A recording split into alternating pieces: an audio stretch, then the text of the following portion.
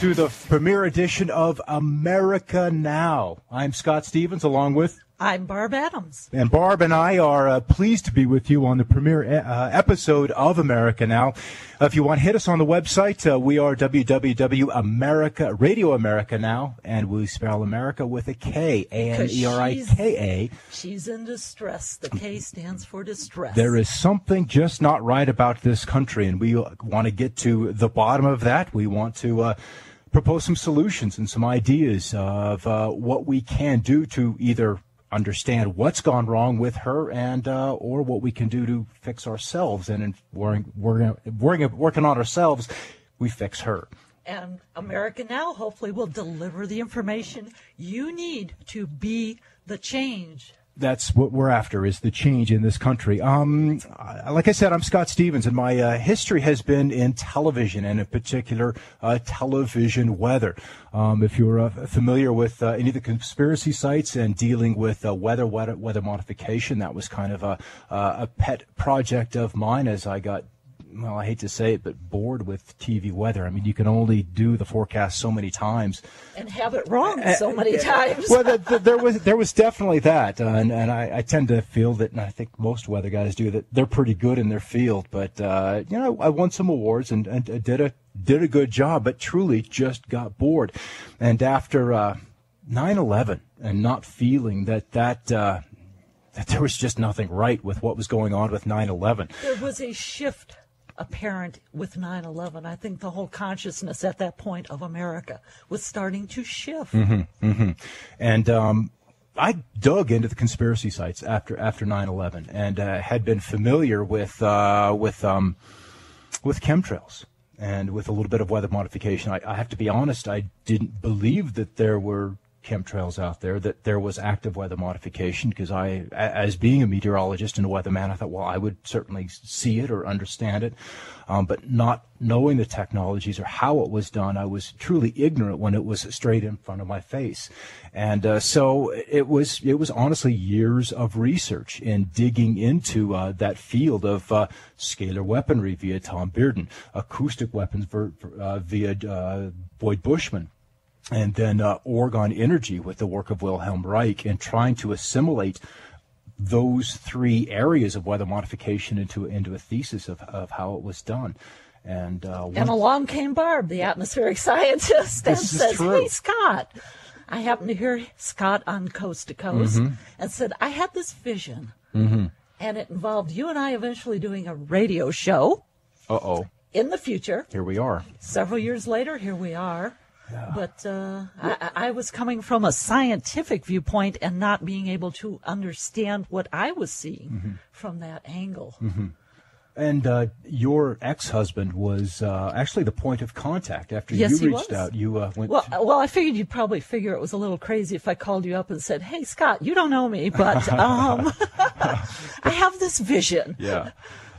But now that he knows me, he knows I have a lot of visions, and we're going to get into a lot of that on this show, and it'll tie into some of the guests we have tonight. Those comprise a lot of different topics, too, from weather, from earth changes, from 2012 to philosophy and spirituality, yes, and politics and economics. You know, we are, as a nation and as a people and literally as a planet, facing a host of issues that I don't think have been as pressing upon the population as we've seen in maybe 12,000 years. Probably not, exactly. And those stressors are becoming more and more apparent if you are an unaware person and looking around. And I would trust that if you're listening to us this evening, that you're aware. You fit into that category because, we're not NBC News. No, we're not. And the mainstream is certainly very different.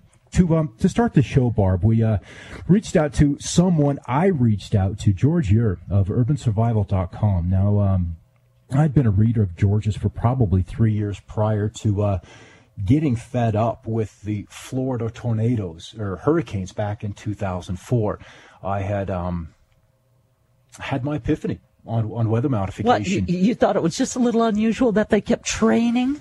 Well, no, it was actually June of that year that I saw patterns in satellite imagery that just hit me like a ton of bricks, that they're not manipulating simply hurricanes and increasing drought, a little bit around the edges, but they had a rather firm grip on the entirety of at least North America's weather patterns.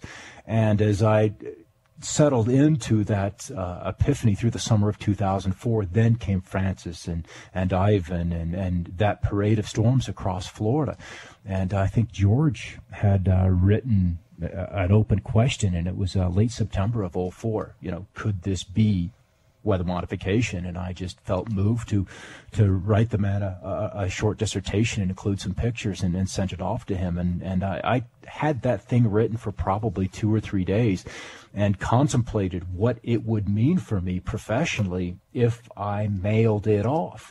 Because I knew George, he shares what his readers sent him. I mean, there's reader emails, and the next morning there it was. And I knew my life would be changed, and whether I could stay in mainstream media or not, I didn't know. But the answer ultimately was no. You can't. You can't talk about these things and stay mainstream. Apparently, it's not possible. Along with George's work at Urban Survival was Cliff High, and Cliff's work I found amazing. It was in language analysis. This one I find extremely interesting. Yeah, and Cliff's work has kind of peppered George's work early on, and then really I think colored it. Exactly. I'd like Cliff to kind of tell his background if we want to bring these guys in now, and Cliff's story is amazing, and his outlook on life is I think an example for a lot of us to kind of take to heart. You guys, you there? Oh yeah. Yep. We're both here. Of course. Oh, I know those voices. Welcome to this premiere issue of our edition of America Now. I thank you so much for your time, and I know we've had a couple of false starts, but we're here and we're going now.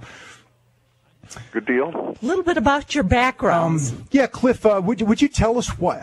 I know this began in the finances industry. You were looking at, I guess we were in the tech bubble of the 90s when you began scanning bulletin board services for linguistic clues as to which stocks were going to pop or not. Is that true?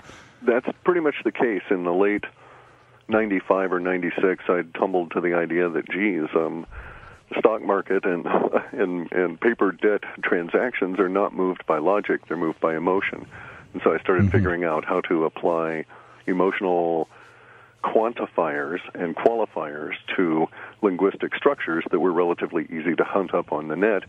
Set about some servers to do that because I figured, if I could sense the shift in emotional changes through the language, then we would get to a situation where maybe we could be prescient about which way a stock was going to move. Interesting.